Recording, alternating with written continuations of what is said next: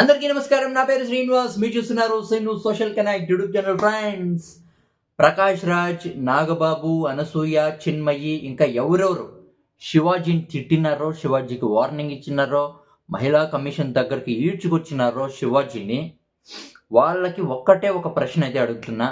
మీకు దమ్ముంటే బాలకృష్ణని, బాలయ్యని ఈ సింపుల్ క్వశ్చన్ అయితే అడగండి మీరు.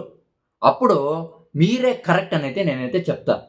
ఏమి ఆ క్వశ్చన్ అంటే ఇప్పుడు మీరు శివాజీని తిట్టినట్టు, శివాజీకి వార్నింగ్లు ఇచ్చినట్టు, శివాజీని మహిళా కమిషన్కి తోడుకొని వచ్చినట్టు బాలయ్యని అసలు తిట్టే పని లేదు, వార్నింగ్లు ఇచ్చే పని లేదు, మీరు మహిళా కమిషన్ దగ్గరికి తీసుకొచ్చే అవసరం అయితే లేదు. కానీ ఒక సింపుల్ క్వశ్చన్ బాలయ్యనైతే అడగండి. అదేమంటే, బాలయ్య గారు, మీరు ఆడవాళ్ళ గురించి ఒక ఈవెంట్లో చాలా అంటే చాలా దారుణంగా అయితే మాట్లాడినారు, బూతులు అయితే తిట్టినారు.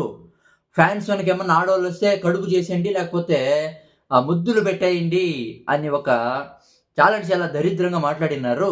దీనికి మీరు క్షమాపణ చెప్పండి అని ఒక ప్రశ్న అయితే అడగండి మీరు బాలయ్యని.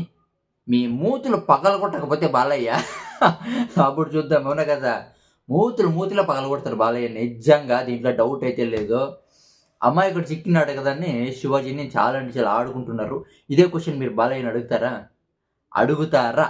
దీనైతే మీరు క్వశ్చన్ అయితే అడుగుతున్నాను. దీనికి ఏమనుకుంటారు మీరైతే కామెంట్ అయితే చేయండి. Bye bye.